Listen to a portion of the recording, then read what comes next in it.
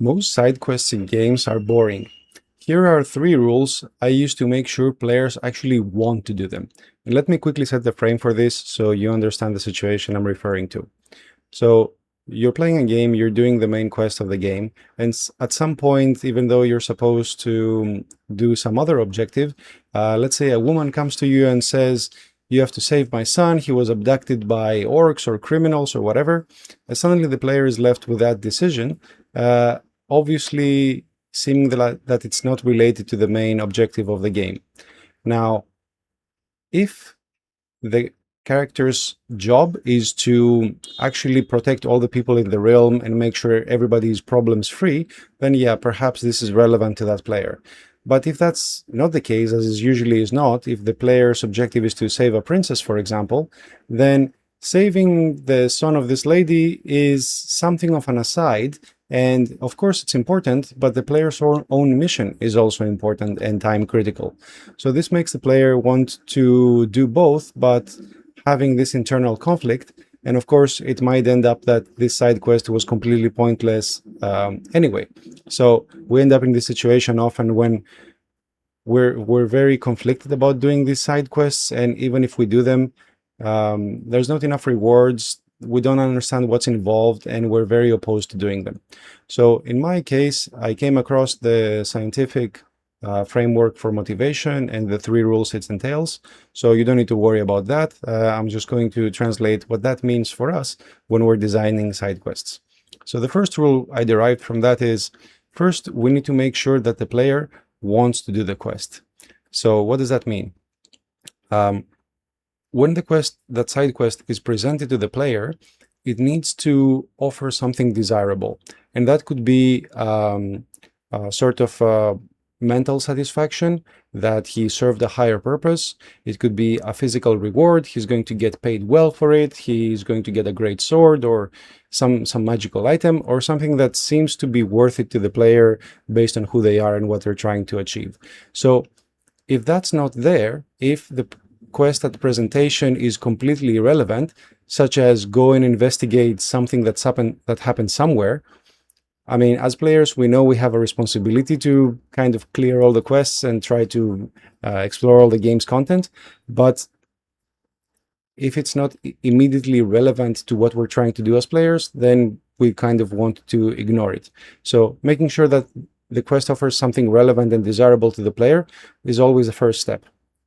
And my camera decided to move for some reason. Can I move it more? Yes. So the second one is make sure there is a way to get the reward. That means that when the side quest rather, is presented to the player, it needs to make logical sense in terms of how it is going to be achieved. If the only thing you have to go with is, investigate or find a man with a hat, or, search the desert for clues, all these things sound very amorphous. Now, in games particularly, this is not as bad as in real life, because games follow a step-based system anyway. So they typically lead you through the steps of the quest. So this is not terribly difficult to do in games. But we have to be careful in games that the steps that we expect the player to follow are conceivable enough and they make logical sense. And by logical sense, I mean from where the player is right now until where the player gets the reward of the quest, there needs to be a foreseeable path to go through these steps. If, like I said, the side quest says, search this vast area for clues, and it doesn't tell you where to start and it doesn't tell you what the clues look like, then the player doesn't know how long this is going to take, if it's going to be a 5-minute quest or a 5-hour quest. So if the quest is clearly definable in the player's mind, at least even in loose terms, then the player is much more motivated to do it. And finally, the way that this quest happens is in a way that's desirable to the player.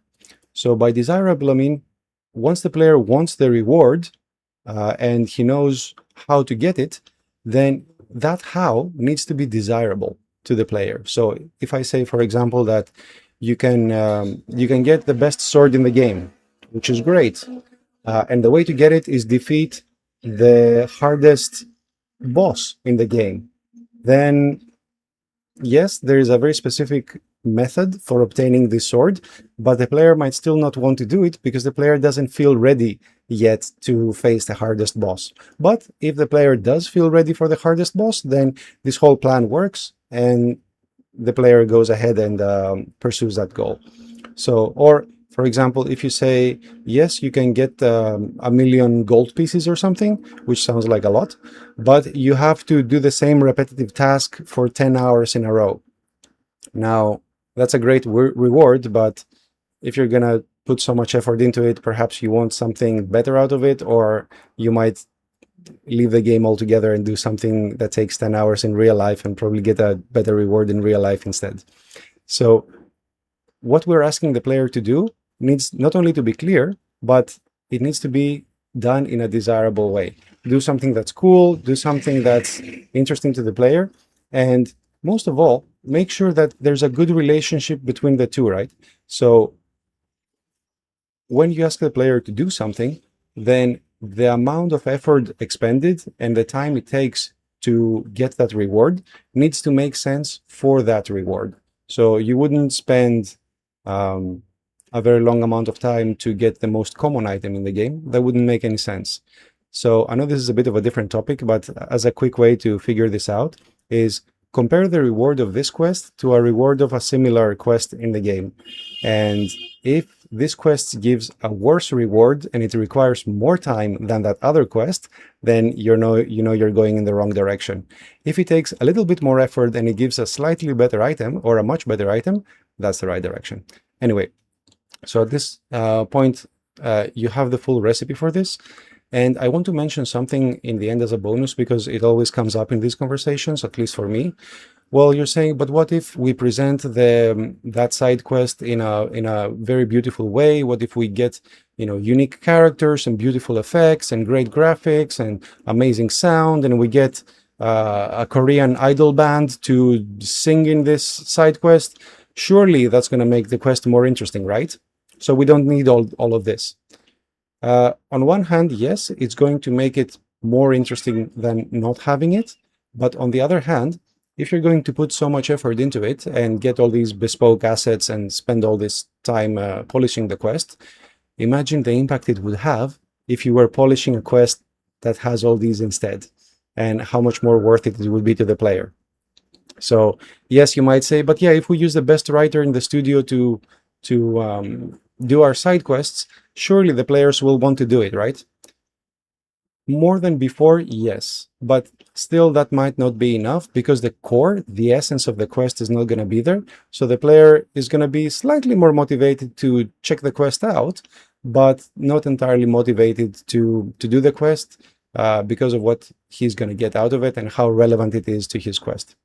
Anyway, that's it for me for today. I hope this helps at least one other traveler out there create more interesting content and have a more fulfilling design experience. And thank you so much for watching. And as always, have fun.